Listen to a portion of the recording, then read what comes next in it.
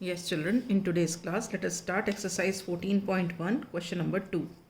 Question is factorize the following expressions. The first expression is 7x minus 42. Okay. So we have to factorize this expression. So first method of factorizing the expression is by taking out the common. Now from 7 and 42, what is common? It is 7 because यहाँ पे 7x है और ये 42 can be written as 7 6 42, 7 into 6, तो यहाँ भी 7 आ गया, यहाँ भी 7 आ गया, ठीक है ना। देखो ये हो गया 7 इंटू 6, ठीक है। अब ये 7 यहाँ पे भी है, यहाँ पे भी है कॉमन 7, तो हम ये 7 को बाहर निकाल लेंगे, कॉमन हो जाएगा।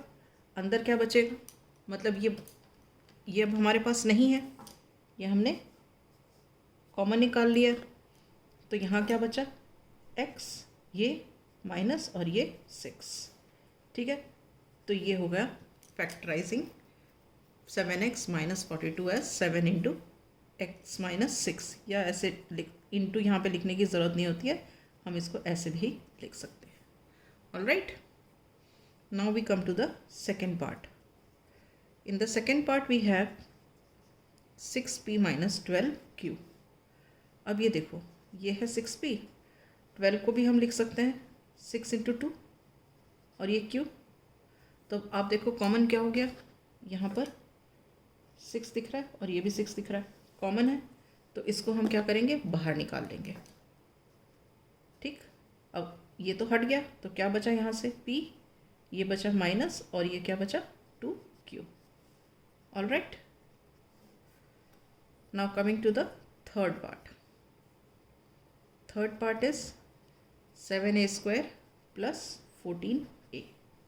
अभी देखो this can be written as 7 into A plus ये 14 है, इसको हम लिख सकते हैं 7 इंटू 2 इंटू ए। अब आप यहाँ से देखो, इन दोनों में कॉमन क्या है, एक तो 7 दिख रहा है, ठीक है, और एक ए भी दिख रहा है कॉमन। तो ये जो मैंने सर्कल किए हुए हैं 7 और ए, ये हम बाहर निकाल देते हैं, तो अंदर क्या बच जाएगा, यहाँ से एक ए बचेगा, ये प्लस बचेगा और ये 2 बचेगा, ठीक है। So this is factorized. Now coming to the fourth part. Fourth part is minus 16z plus 20z cube, ठीक है। अब आप देखो, आप 16 और 20 में कॉमन 4 दिखता है, वो किस तरह, देखो 16 माइनस 16 को आप लिख सकते हैं माइनस 4 इंटू 4 इंटू जेड। 20 को हम लिख सकते हैं 4 इंटू 5 इंटू ये जेड क्यूब है, तो 3 बार जेड लिख लो। ये मैं आपको ऐसे प्रोडक्ट एक्सप्रेस करके दिखा रही हूँ, जबकि हमको ऐसे एक्चुअली करना नहीं होता है, हमें डायरेक्ट अपने मन से सोच के कॉमन निकालने होते हैं। अब देखो यहाँ 4 कॉमन है, ठीक है, और एक z कॉमन है, राइट। तो ये 4z को हम बाहर निकाल देते हैं, तो अंदर क्या बचा, यहाँ से बचा -4 प्लस, और यहाँ से क्या बता 5z into Z, z into Z is z square, so this becomes 5z square. Is this clear? Right, now coming to the fifth part. Fifth part क्या है, 20l square m, 20l square m plus 30al m, ठीक है। तो आप देखो, अब हम इसको एक्सप्रेस कर सकते हैं 2 into 10 into L into L into M, और 30 को हम क्या कैसे कर सकते हैं, 3 into 10 into L into M, ठीक है। तो आप देखो यहाँ पे ये 10 और ये 10 कॉमन आ गया, यहाँ पे ये L और ये L है यहाँ पे, और ये M और ये M है यहाँ पे, ठीक है। तो ये 10L M ये कॉमन निकल गए, तो हम यहाँ लिखेंगे 10L और M। अंदर क्या बचा, एक तो 2 बचा, ये L बचा, ये प्लस बचा, ये 3 बचा, सो ये क्या हो गया 10LM ब्रैकेट में 2L प्लस 3, ठीक है। So this is the fifth part of the question. Now coming to the sixth part.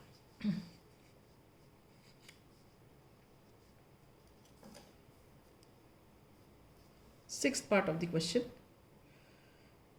5x square y, 5x square y minus 15x y square, ठीक है। अब देखो this can be written as, यहाँ देखो 15 और 5 में वैसे 5 कॉमन दिखाई देता है, लेकिन हम इसको एक्सप्रेस कर लेते हैं 5 into X into Y minus 5 into 3 is 15 into X into Y into Y, ठीक है। अब देखो कॉमन क्या है, यहाँ से 5, यहाँ से 5, ठीक है। और ये x और x तो है नहीं, ये यहाँ पे x है, यहाँ नहीं है। अब दूसरा ये y और ये y, ठीक। तो कॉमन क्या निकल गया 5xy।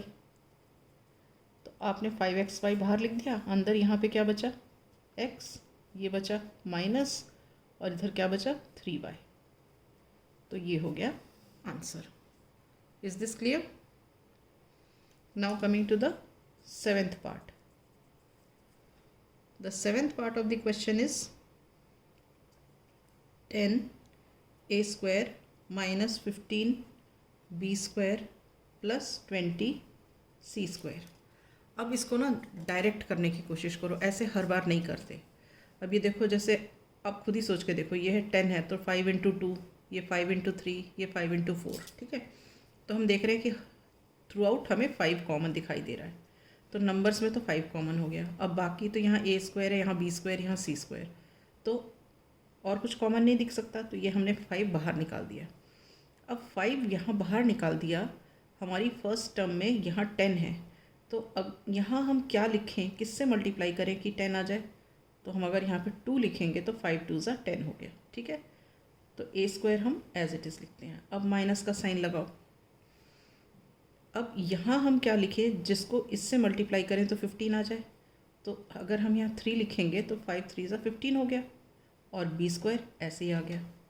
प्लस उसी तरह अगर हम यहाँ पे 4 लिखते हैं तो 4 5 ज़ा 20 हो जाएगा, ठीक है।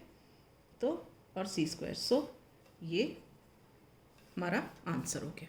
Is this clear? Now coming to the eighth part, ये भी हम डायरेक्ट करेंगे। अब minus 4a square plus 4ab minus 4ca। अब ये देखो, यहाँ पे 4 4 4 कॉमन है, यहाँ देखो a स्क्वायर है, तो a स्क्वायर मतलब a इंटू ए, यहाँ भी a है और यहाँ भी a है, तो इसका मतलब हम कॉमन निकाल सकते हैं 4a।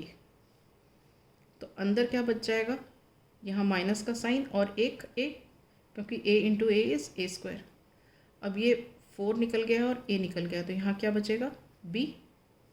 अब इधर से भी 4 निकल गया और a बचा है, a निकल गया है, तो क्या बचा c, तो माइनस c। ये वाला माइनस यहाँ आ गया, ये वाला प्लस यहाँ आ गया, ये b जो बचा था वो ये रहा, c जो बचा था वो ये रहा, और ये a स्क्वायर था, इस a स्क्वायर में मतलब a इंटू ए, तो एक a बाहर हो गया, एक यहाँ पे आ गया। So this is the answer. Now coming to the ninth part. Ninth part में क्या है, X square Y Z plus X Y square Z plus X Y Z square. अब ये देखो एक्स वाई जेड सब जगह है, तो हम क्या करेंगे, एक्स वाई जेड कॉमन निकाल देंगे।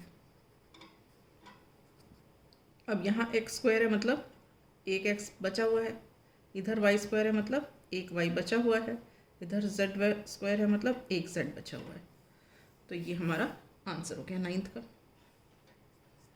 अब last part, tenth part, a X square Y plus b X Y square plus c X Y Z, ठीक है। तो देखो एक्स वाई हर जगह मिल रहा है हमको, यहाँ भी एक्स वाई है, यहाँ भी एक्स वाई है और यहाँ भी एक्स वाई है, ठीक है। तो हम एक्स वाई कॉमन निकाल देते हैं। अब एक्स वाई कॉमन निकाल दिया तो यहाँ पे इस वाले में क्या बचा, एक तो a बचा और एक x भी बचा, क्योंकि यहाँ एक x है और एक यहाँ पे x स्क्वायर है, तो एक x यहाँ होना चाहिए प्लस। अच्छा, अब यहाँ देखो एक्स वाई निकल गया, तो क्या बचा, एक तो b बचा और एक y भी बचा। अब इधर देखो, इधर से एक्स वाई निकल गया, तो क्या बचा, एक c बचा और एक z बचा। ठीक है, so this is the answer, right. So with this we come to the end of question 2. In the next class I shall start with question number 3.